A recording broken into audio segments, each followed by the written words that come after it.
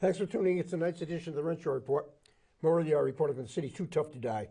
New London. First order of business tonight, we want to wish Kathleen Mitchell happy birthday. Happy birthday, Kathleen. 59. Kathleen, happy birthday. Hope you're doing well. So my guest tonight is an expert in energy, a former resident of East Lyme, ran for State Senate? the 37th District Senate seat. No, rep seat. Rep seat years ago. 20th District Senate. Mr. John Leahy. And John has got a resume that would take me 15 minutes to read, but just let me tell you a few of the highlights because he is an expert in power and is going to educate it not as well tonight. But I think one of his proudest moments in life was when he was in the Navy, served on the USS Stonewall Jackson. And he was in the Navy from 1984 to 1993. That's correct. He then went to the Vermont Yankee Nuclear Power Plant in Vernon in 1993. He was a training consultant there, computer-based training developer, procedure writer. In 1993, John went to Northeast Utilities, known as Millstone Station in those days. He was in charge. He was a plant operator, operation work control coordinator, training advisor, as well as many other hats that he wore while he was there.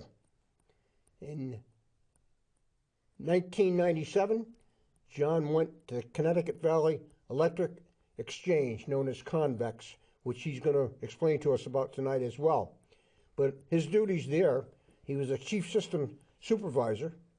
He prepared transmission breaker switching reports and direct the actual switching and safety tagging of the components that deliver our electricity.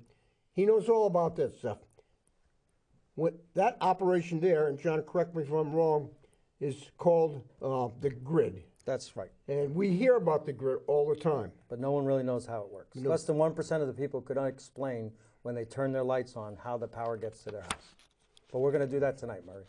John's married, got 4 beautiful children. Three girls and 2 grandkids. And one of them, I'm so happy you called me, John, because it's been years. It's been years since you haven't changed a bit. I appreciate it. I just can't get over bragging about the achievements you made in your lifetime. I appreciate you're that. something else. He's also a great wordsmith. We have so many things to talk about tonight. But John, the other day, the headlines in the paper, and this is directed at Eversource. Sure.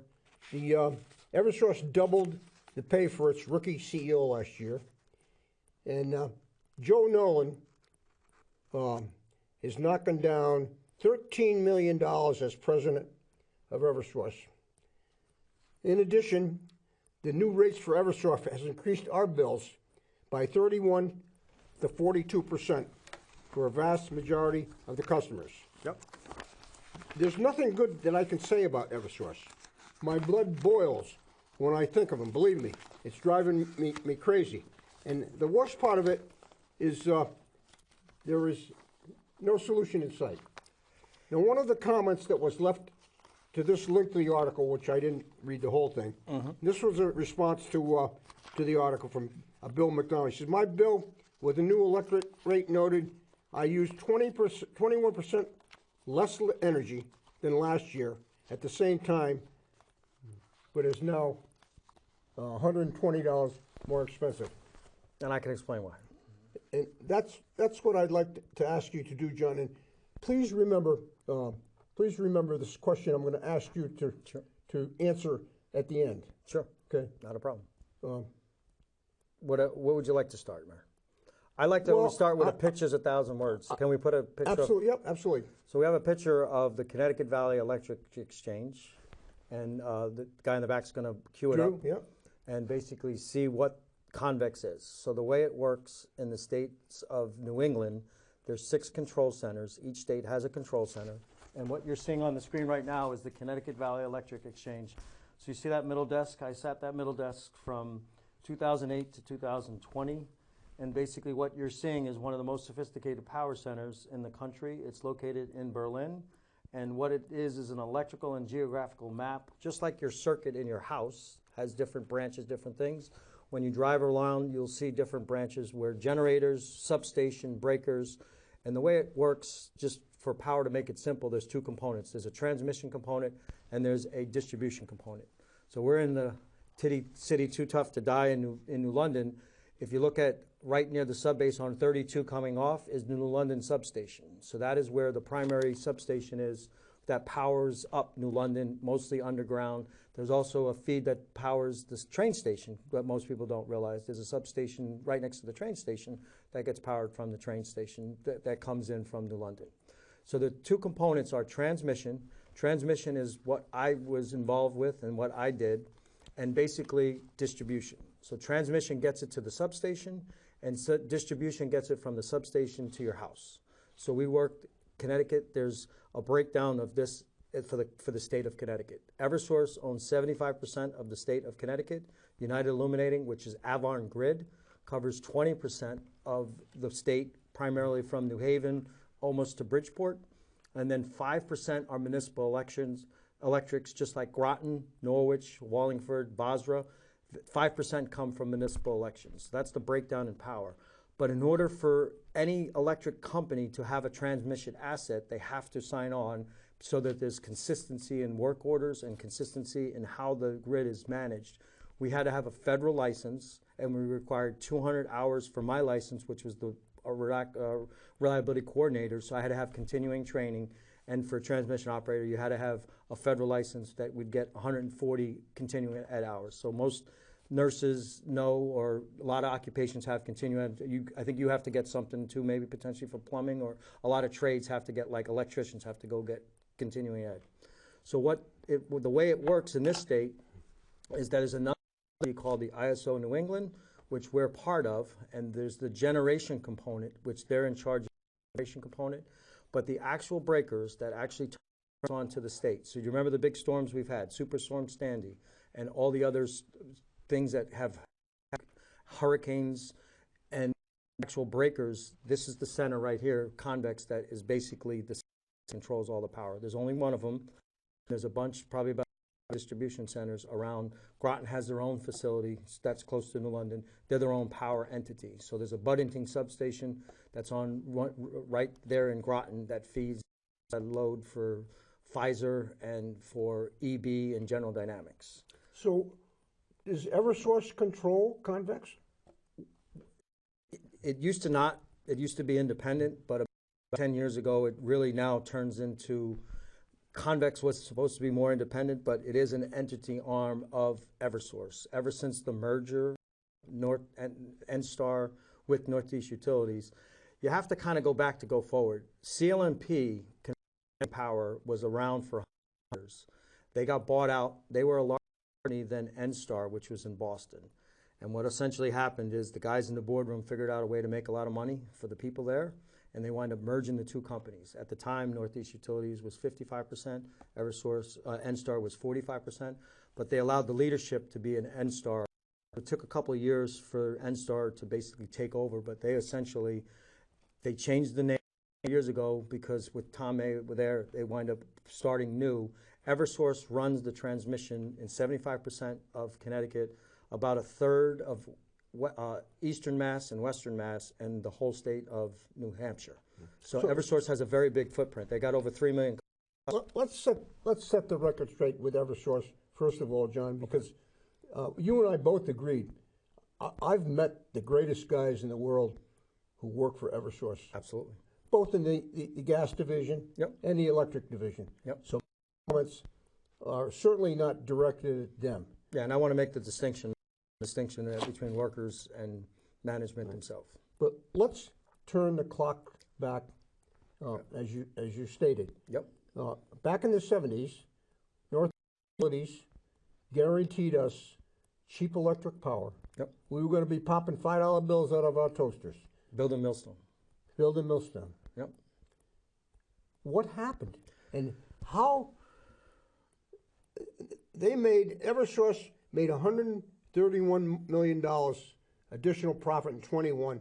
What justified this very unpleasant upgrade in prices? It's just unbelievable. I explain why, whether you agree or not, but essentially what happened is, and for those that may have recognized, I did a television program there many years, Family Institute. Full disclosure, Convex is part of the Eversource network, so I retired from Eversource. One of the reasons why I was able to come on your show today is that I am fully retired, so I can speak freely. I can answer any question, but I've always been in operations. So you have to realize that there's two pieces of this hat. There's the operation piece, which is the piece that is how to get power to your house, and when you turn the lights, that the lights go on. If you notice, we are not like India, we're not like Africa, we're not like other countries that have rolling blackouts. We have it's an aging power grid, and a lot of money has been spent to upgrade the power grid, but for the most part, we don't struggle like certain parts of the world. There's 600 million people in Africa that do not have sustainable power. So imagine living in a situation where you didn't have power at all. So what happened is in the New England states, just to briefly explain how it works, there's 6 control centers like the one you saw. The ISO New England is our reliability indicator, and every day there's a market, an energy market that the generators bid into, and if let's say the load's 20,000 megawatts, then all the generators bid a price in. There's a sheet that comes out from lowest to highest bid, and when they get to the cut on the 20,000, generations that will be dispatched for the next day. It's the next day market. We get that about 1,800 at Convex, so we security-wise that we're basically, because one of the things that Convex's main goal is the transmission system. Which we all want. And we do nothing with money. So I have to make that distinction because that's not what the charter is. It's always about operations. So basically what we did is we saw how the money came in, so I can see how the money flowed, but Convex itself was always about the operation. So to answer your specific question, deregulation is what changed the state of Connecticut. So there's 11 states that have deregulated, mostly from Maine down to Maryland and Illinois. California was the first state that deregulated, and disaster.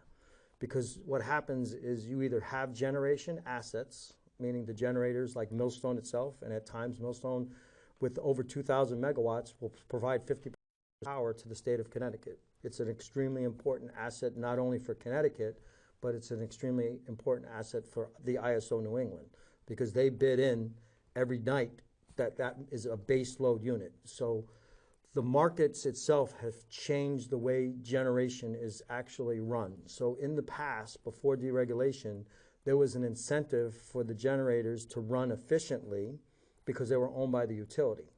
So what deregulation did is it put your bill into 3 components. So if you can follow me real quick, there's a transmission component, there's a distribution component, and a generation component.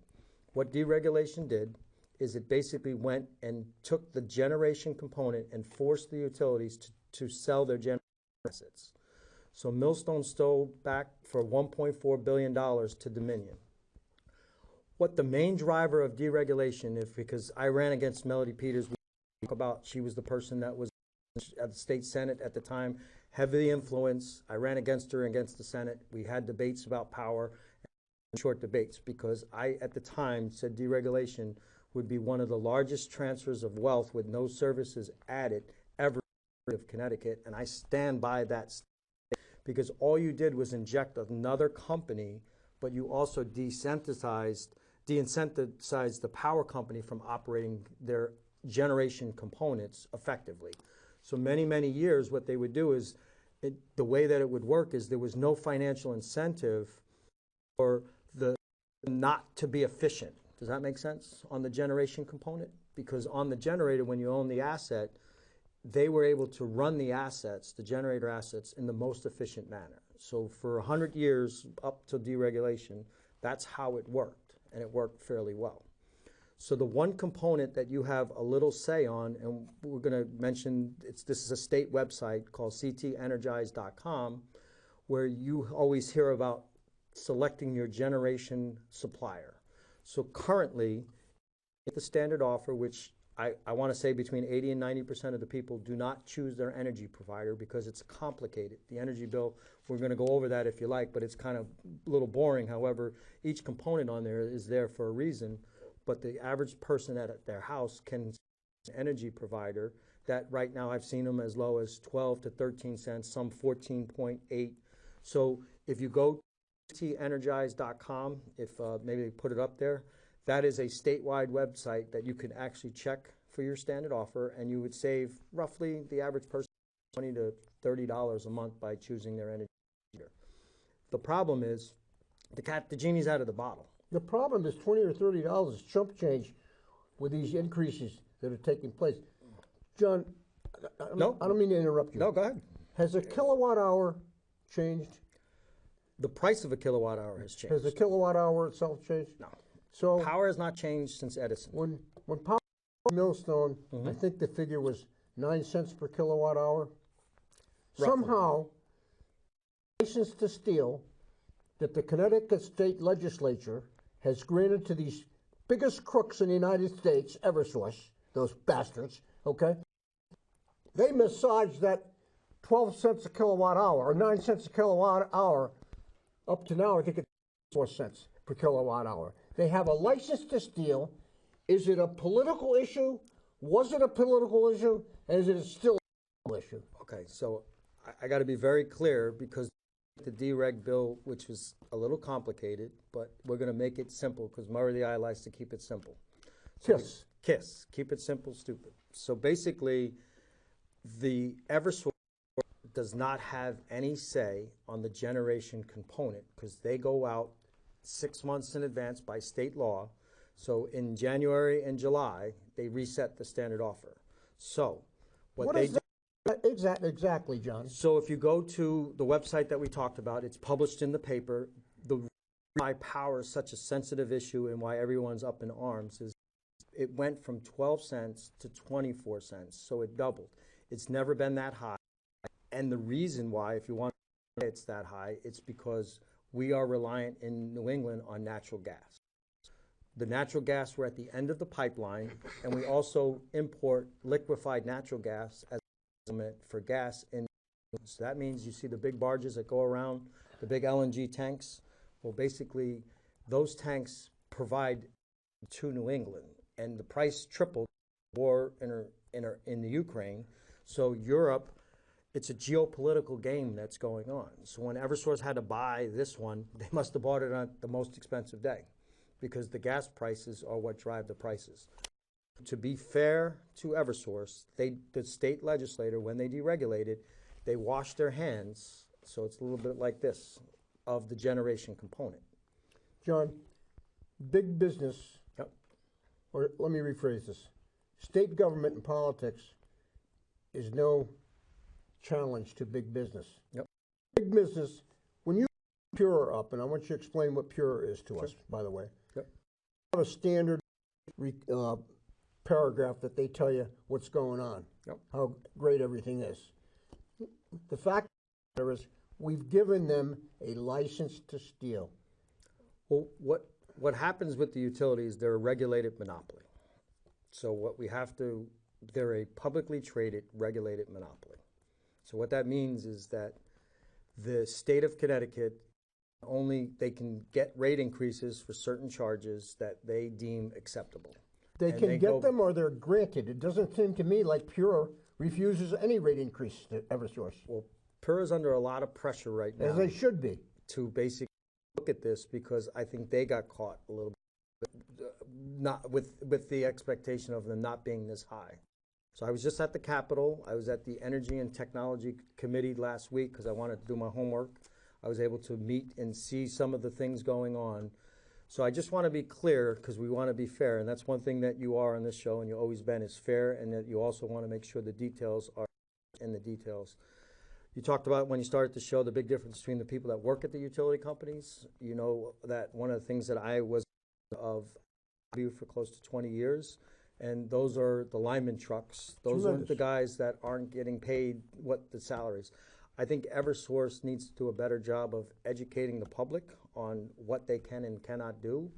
And one of the things that's happening is that there's a lot of pressure on the state legislature right now to do something. But right now, until July comes, the standard offer is going to be 24 cents.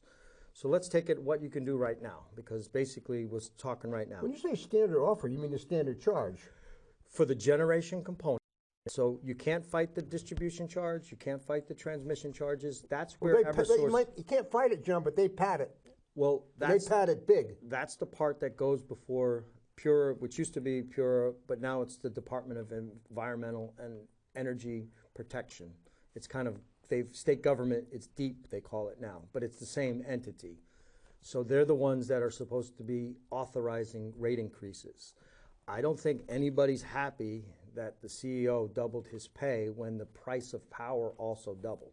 I don't think people can afford. That doesn't bother me. You know? That doesn't bother me at all. He's a CEO of a company. He's running a company. Okay. He's worth every dime of it. What bothers me is what our legislators allowed him to do. Okay. With no objection. Well, that's the part that I think they're going to have to be held accountable, because at this point, there's nothing that's stopping it. You read the article that basically it's done, and at this point, there's nothing that can stop it. Oddly enough, we hear about all these scheduled meetings up at the state capitol now. The jackass is out of the door. It's too late to have these meetings. They should have been doing this years ago, and they didn't. They didn't do their jobs, and this is what we're stuck with right now.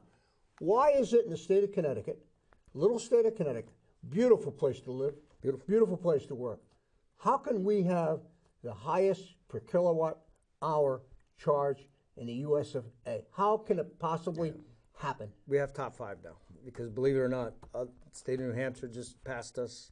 The state of Massachusetts is passing us just because of this global energy crisis and how the state buys power. One of the things that it used to be is there never was a market, because power used to be bought out 3 to 5 years. So you never had it would be like buying your 30-year interest rates for your house. Once you got your interest rate at 30 years, there's no fluctuation. You know what you're going to pay and you can budget it. Well, power used to be something that there was never a market for. Deregulation created a market for, and initially the people got some savings. If you go back at the history and look at why we deregulated, Northeast Utilities was able to get close to $4 billion, all the money that they spent on Millstone 3 for the ratepayers to pay. So how did they pull that off? By a charge on our energy bill for about 8 years. On the energy bill, there was a line item that basically recouped for the Millstone, and then they had to sell the asset. So I worked at Millstone when it was Northeast Utilities, before it was sold to Dominion. But if you look at it, and there again, Dominion has done a pretty good job. If you look at one of the things that all power plants go on is capacity rate, meaning how many days of the year do they run in a percentage. And Dominion, who has nuclear power plants in Virginia, which has not deregulated, believe it or not. So one of the things is they make a lot of money in Connecticut, more money than they make in Virginia, because the megawatt cost, kilowatt cost in Virginia is a lot cheaper, and they're regulated. So they're regulated their generator asset. So one of the things that Millstone has done and Dominion has done is they've invested heavily into Millstone 2 and Millstone 3. They've done a lot of maintenance, and they've done a lot of upkeep to make sure the plant runs. The one thing I want the people to understand, from an operations center, having Millstone on the grid is good for Connecticut with stability of having 2,000 megawatts of nuclear power, because it's basically a base load. We don't necessarily benefit from it. You won't benefit because operationally we benefit from it. But this is the difference, Mar, is that once every 6 months, the only thing that changes is the generation charge. The transmission charge and the distribution charges, that's what the state what we used to call PURA and the DEP, that's what they control. And there's always rate increases. So that's one of the things that the rate increases does, in addition to the generation charge. So one of the things that you guys said that you did is that the price of power went, his usage went down, but his bill went up. It's because the generation component and also the distribution and transmission charges, they tacked on a little bit more. They got an increase for this year on transmission and distribution. So all 3 components had some sort of increase. But never has the standard offer it normally would go up on a percentage of a couple cents. But when you say they got an increase, you're referring to Eversource? No, I'm talking about the standard offer that basically is what it costs you for the generation component. You have to understand that the utilities themselves, deregulation took the generation component and their responsibility out. Everything is a pass-through. So basically, they do not anything with the generation component. So the question that you really have to ask the utilities is what incentive do they have to fight for lower cost for their customers? So if Nolan was sitting right here with Murray, that would be the question that you would ask, because there's no incentive, because it's a pass-through account. So being that it's a pass-through account on the generation side, they don't have any control. The only thing that the person at home can do to save a couple of bucks is to choose their energy provider, and there's about 10 of them. I just went online yesterday to look at it. So the website, if you want to put it up, is ctenergize.com, and you'd have to go on. Well, they're calling everybody on a daily basis anyway. And some people are calling them because the spread is high now. So it used to be about a penny or two, the spread, and that really wasn't that big of a deal. John, can you answer this question? Sure. It's a common sense question. In the Eversource in the state of Connecticut, Yep. commercial customers pay more for their electricity Yeah. than residential customers. Yep. My extension cord's the same as yours.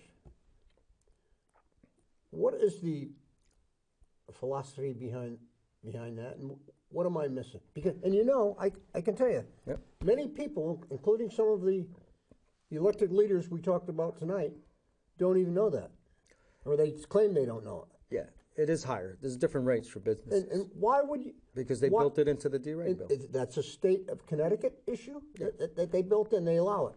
Yeah. And you know what Pura tells you if you call them? Yep. You're a business and you use more electricity. I'm not a paper mill. Nope. I'm not a sewage treatment plant. It's outrageous.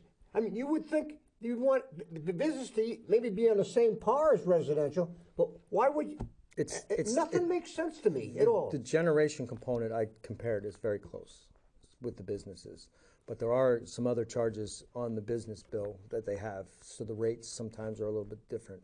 Well, so, I believe what their thought process is that a business Can pay will more. pass that on to their customers. Yeah. Yeah. Does that make it? But it's like any industry where you never really, whenever like inflation right now, look at the stores. Food's I not don't going think there's down. anything more than inflationary than Eversource today. When they built Millstone Yep. back in the 70s, Yeah. maybe I'm wrong. I thought that power was going to be Cheaper. dispersed to the state of Connecticut It's energy user. the way the grid works is Was the grid intact then? it was intact then. But basically, prior to separating out the generation charges, the Dominion never would have been able to buy. So let's just sort of go forward. Deregulation forced the utilities back when deregulation started to divest of all of their generation access. Do you remember Connecticut used to have what's called the Filthy Six? Remember the Sooty Six that they had? Montville, Norwalks. These were old coal burners. They wanted to get rid of them. They sold them at a premium price. Northeast Utilities made a lot of money by selling assets. But here's the thing. If you have 10 assets and there's only 10 cars in the state of Connecticut, like the 10 power plants, how much are those power plants worth? They're worth a little bit more because there's only 10 of them. So Millstone was the crown jewel of Northeast Utilities, and it had Millstone 1, 2, and 3. Millstone 1 deregulate or shut down, no longer operated. The nuclear power plants are going away in New England. So Vermont Yankee, where I used to live, gone. Pilgrim, gone. Seabrook and Millstone are the only two nuclear power plants, and they had Yankee Row, gone. So when you look at the footprint, we don't have a really good diversity of fuel.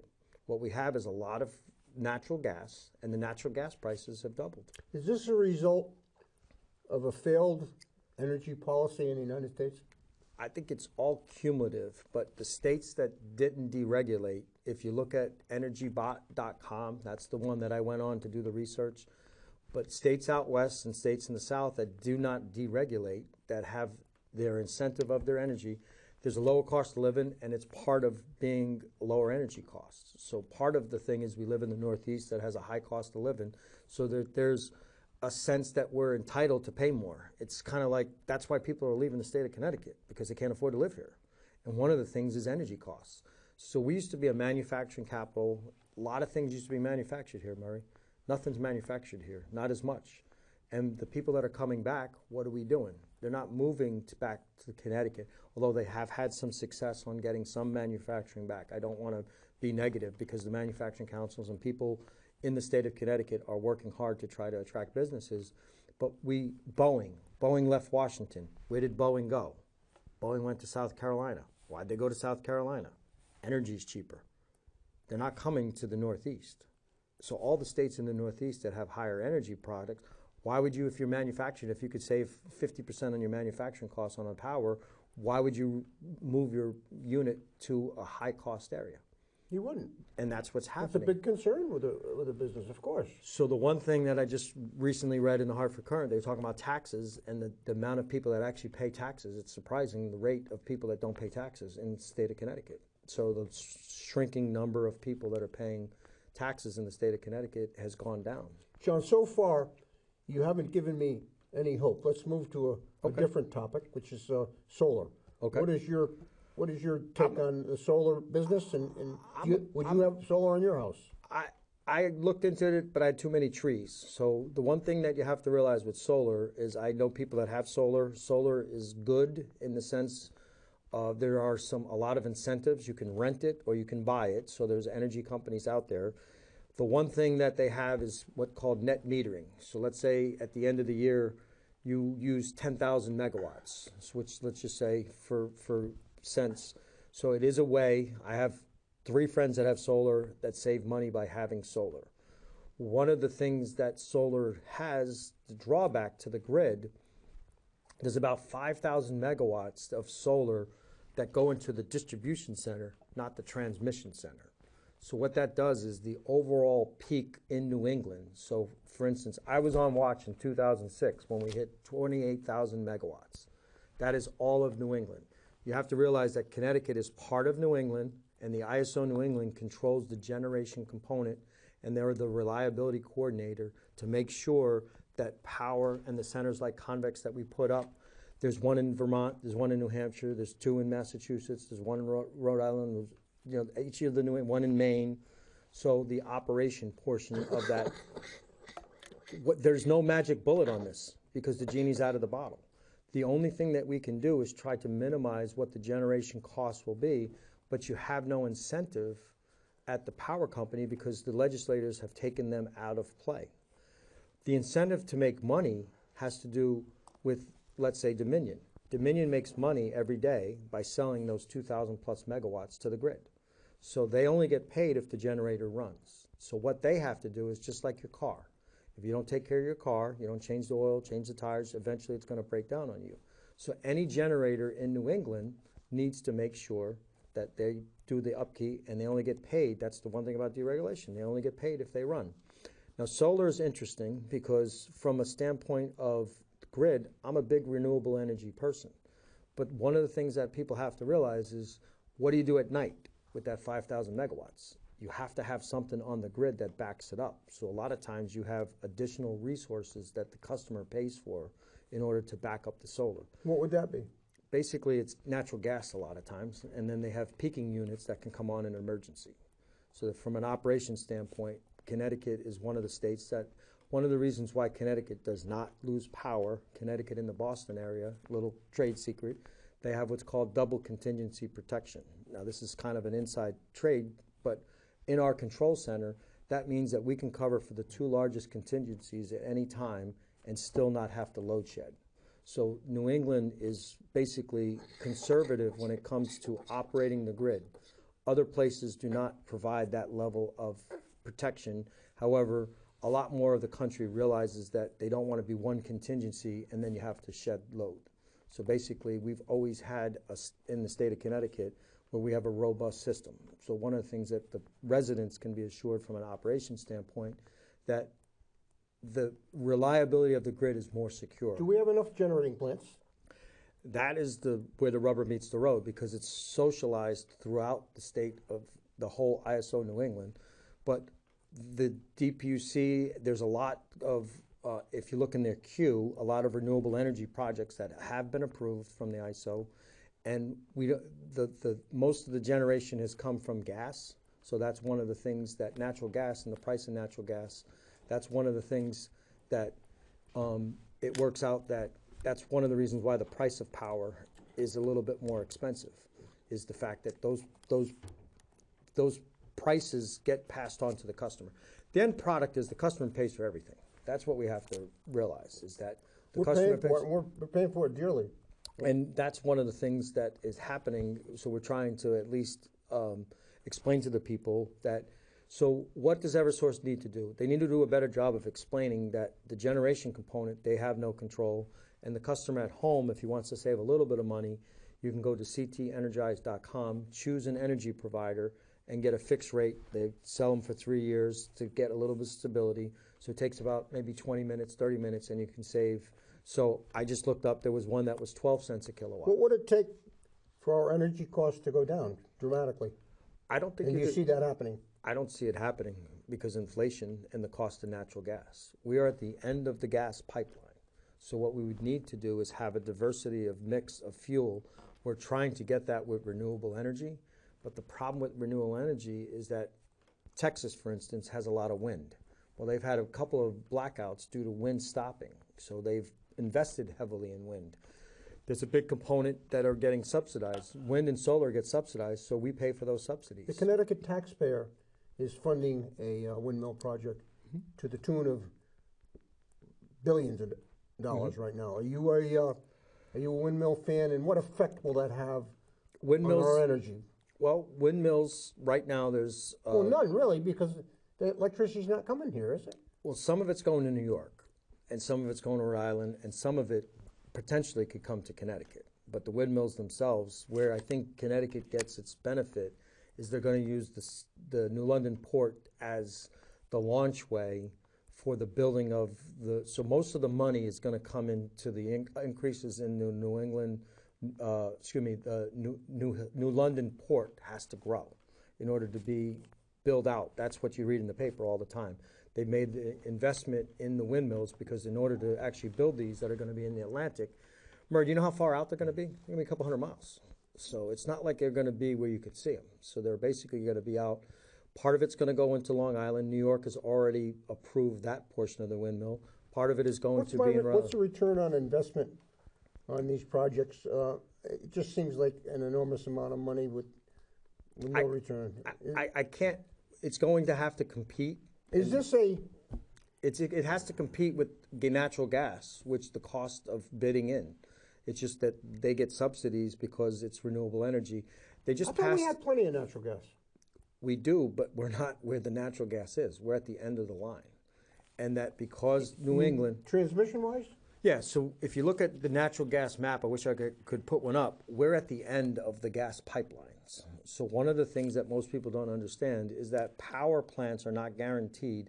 Home gas people are, the people that do their gas heat have a higher priority than plants.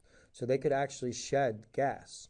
So one of the things that the ISO New England ran a big exercise, it was in the paper, Hartford Current picked it up, they had a big cold snap. Well, we've had a very mild winter. So because it has been a mild winter, thank God, that the energy use is down, and it's something else that winds up being that we're fortunate that we've had a mild winter, and that the gas prices and so in some respects we paid a very high price for the 24 cents kilowatt an hour. But right now, our natural gas, we need to get a better mixture, and that's what they're trying to do with renewables. So that's one of the reasons why they're when trying you say that, well, the way it works is any generation that tries to get approved goes into a queue in the ISO New England. Anything over 5 megawatts in the states of New England states, they have to have a feasibility study done by the ISO New England, and it has to get approved through not only the ISO New England, but they also got to get approved by the states themselves. who should I be mad at? Who should the consumer be mad at? Well, right now, the only people that have the ability to control prices is DEEP, which is if the energy companies come for rate increases, they're the ones that basically have the power to say yes or no. And the rate increase is approved by who? By DEEP, the Department of Energy and Environmental Protection. And that's a federal agency or a state agency? No, that's a state agency. All rate increases go from the state. So they have certain charges on your energy bill that are due to the operations that are pass-throughs. So the key thing that we can kind of summarize is that from an operation standpoint, we'll put the grid map on, one more time for the control center, and I'll just explain that one more time if they put that on the screen. Excuse me, John. From the control center themselves. There's another control center that's located in Holyoke, Mass. That's where the ISO New England control center is. All of the centers, the electric grid is the largest machine in the country. Connects everything. So this center right here is connected to everything in New England. We're connected by transmission lines to New York. New York's connected to New Jersey, all the way to California. There's 3 grids in the country. Texas is its own grid, and then they have the Western and they have the Eastern. So there's basically 3 grids in the country. We're part of the Eastern interface that goes all the way to Florida, all the way out to the Midwest. The Rocky Mountains and the Western states have their own grid. So, and they're run by WAPA, which is a federal entity. That's why the West will never deregulate, because the feds run the power grid out west. So that's the secret. They're not a publicly traded company. So they're not going to deregulate, because there's no incentive to deregulate, because they're run by the federal government. So the cheapest power in the state of, in the cities of America, I looked it up, was Utah, 10 cents a kilowatt. Well, they're in the Western grid, which is run by the feds, and their energy company basically have a lower cost of living, which leads to lower energy prices. That's one. And 2, they have a sparse population, so they have excess generation in particular areas, and they do not have an incentive. They don't have the way that we have. So once the genie's out of the bottle, the legislatures are working hard to try and do something, but this energy thing for the doubling of the generation rate took everyone by surprise. You mentioned you had met with Senator Needleman. I did. Today. What? Well, I met with a different senator, but he runs the Senate Energy What's Committee. He's big on energy. Joe Courtney's reported that to us. I think you got any feeling on what they're thinking about? They're looking for ways to lower energy costs. Any legislator that's on that committee is wanting to. Remember, they don't control the rate increases, although they do control legislations, and they work with the DEEP closely. So, but right now, there's very little that anyone can do with this, because when they went out and bought it, it's just like if, let's say you bought a stock, and you bought a stock at 50, and then it goes down to 25. That's the reverse way in which we bought at a high, when Eversource went out and purchased power at 24 cents, that is very high, and it's hurting the consumers because we have to pay the rate. There's nothing that we can do. The problem that you run into is if you don't pay your electric bill, they shut your power off. They have no problem shutting your power off. Well, you got to pay. And they have a tremendous billing system, because that bill gets there the same day, every month, on time. Well, they're a publicly traded company. Very good at it. One of the things that you have to realize is that, and I have to speak with full disclosure because I worked with them for 29 years, is that the power companies, major Fortune 500 companies, the stockholder very often comes before the consumer. And essentially, what the article said in there, that he got paid median price of the S&P 500 CEOs. However, it's just not good optics that you double the salary when the price of power goes up twice. So I would say that the legislatures and the Energy and Technology Committee are trying to work on some solutions. You an electric car guy?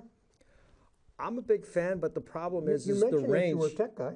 The range on them, you have to have a setup. Like if you live in a condo like myself, how do I get a charge? The batteries, when you start talking about lithium and the technology, I mean, people made a lot of money off Tesla. Teslas are very expensive. The thing that I don't agree with is the federal government thinking that everyone's going to get off gasoline. We don't have the infrastructure. You don't have the charging stations. So you can't, how difficult is it with a range of 300 miles? Do we have the power? The power has to come with more generation. No, but do we have the capacity to supply the power? New England has the capacity because we've overbuilt generation in preparation for it. We spoke the other day about lithium. Yep. And you had some comments on that. Could you explain that? So we have 5 minutes? Yeah, we got a little bit more, hopefully. Oh, 8:45. Basically, China controls 50 to 75% of the lithium. Where is it? What is it? Lithium is a mineral that's used instead of lead acid batteries, which we know are in our car, which use basically plates and lead acid. Lithium batteries, basically, they have lithium ion batteries that basically allow you to charge and discharge. So most of Teslas and electric batteries, they're one big battery unit. So it's basically, there's a big thing going on. Like right now, the Congo is passing laws that they can't export lithium. They're one of the largest lithium producers in the world. They have more lithium ion than anybody. So we only got a couple minutes. I wanted to just talk a little bit about submarines, if possible. Could you put up the submarine coin here? I'm a proud member of Submarine Veterans in Groton. I know we are limited in time, but Murray, I got a coin for you. Very special coin that's put out. It's from Submarine Veterans. They're going to put up on the screen. So I'm a member, a lifetime member of Submarine Veterans. That's the coin from 2022. John, that's beautiful. And basically what it is this is my submarine hat that I'm very proud of, being a submariner. So I was in submarines when I was 17 to 26. I also wanted to just put up, if you could, you know, I was a proud member of IBW 457 for close to 20 years, and they have the symbol for IBW. Well, the reason why I bring that up, because of this frustration in the energy field that they take it out on the workers. I know guys in the trucks. I don't see that, John. I do. I talk to the people that actually are out in the trucks. And what I want to convey the message is the people in the trucks, they're the ones that are out there in the storms restoring your power when you're at home during all these storms. So I just want people to realize that the people in the trucks, very often they're IBW, that basically I'm a proud member of, that they've unionized, they've built our nation, IBW, since 1891. So essentially, I just want to make the distinction, because if you're frustrated, the best thing to do is call the power company yourself and call your legislature, because basically that's what you have to do. Go to energyct.com. That allows you to at least choose your energy provider, which can save you a little bit of money. I'm going to let you in on an inside tip.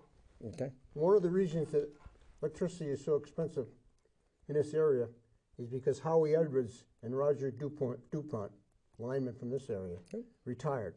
And once they retired, that's when all this mess started. So we got to get on. We got to get Howie on. We got to get Howie on. Straighten this out. One way. We like Howie. One way or the other. Howie's a great guy.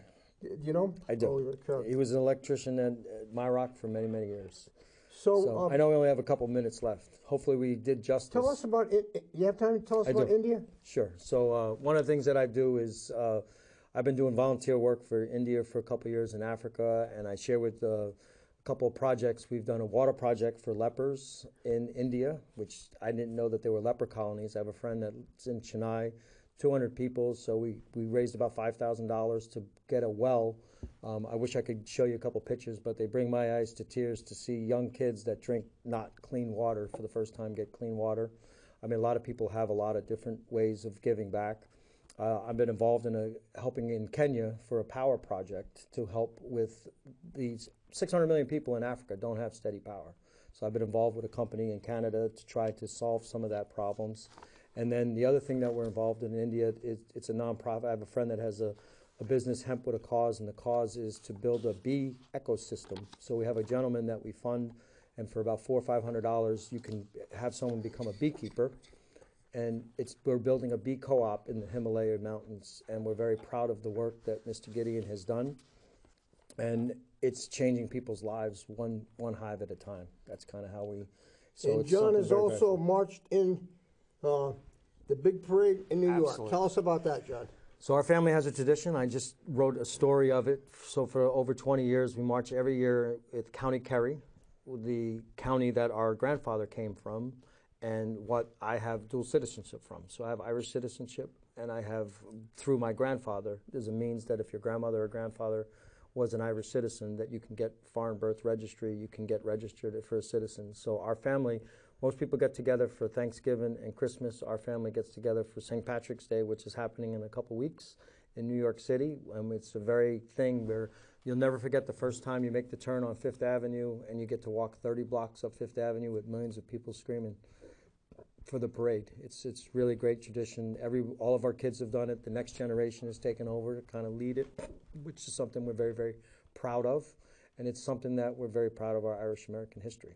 So John, you just retired after how many years? 29 years. 29 years. Yeah. What's in the future for you? So one of the things that I'm trying to do is utilize some of my knowledge to help different companies solve some of these energy projects, and especially global, because I've been to Africa, I've been to India. There's a little bit more pressing need, because if you don't have power, they're open to less regulations and then more independent grill systems. So let's take a little village in Africa. The company E2 Transform for Power has a 5 kilowatt system with a lithium ion battery backup, so you can charge that. So you have to realize that you're talking about 600 million people. There's only less than 400 million people in America. So imagine having 1.5 times the people in the continent of Africa that don't have steady power. What do you do during a power outage? Life stops. So this is how people live all the time. So one of the things that I want to do is basically help solve that complex global problem. And I have some of the skills and knowledge and resources, and I've already been working in Kenya with the gentleman from Gearbox, and we're trying to do some of these solutions. And that's something that I'm very proud of. So that's one of the reasons why I wound up retiring, because like we talked about, you've known me for years. It was great to catch up with you. But what you do in life matters, I really believe. And I believe we're going to hold an account for my Christian faith of what we do in our life. And this is something I'm very proud of, the work that I've done. And it's something that I want to have time to do. So I'm thankful for Convex, and I really enjoyed running the grid, all on the operations side, not on the money side. And I enjoyed my time at Millstone. Still have a lot of friends that are operators at Millstone, and Millstone is a very big asset, a positive asset for the state of Connecticut. They're good paying jobs. You know people that work at Millstone. They get paid very well, but they're also very highly trained nuclear operators. They go through some of the strictest training standards, and you don't have people that don't know what they're doing running nuclear power plants. So Can Elon Musk solve our energy problems? I think what Elon Musk is doing with the internet is going he's already proven that technology with the satellites, where he provided internet. He's providing internet with Ukraine. And I think that you're going to have some breakthrough technology in the next 10 years that potentially could be game changers for us John, in renewable. Always a pleasure. John Leahy, thank you so much for coming on. No problem. Look forward to invite you to come on anytime you Absolutely. like. Thank you for watching the show tonight. Maria, signing off from the city, Too Tough to Die, New London.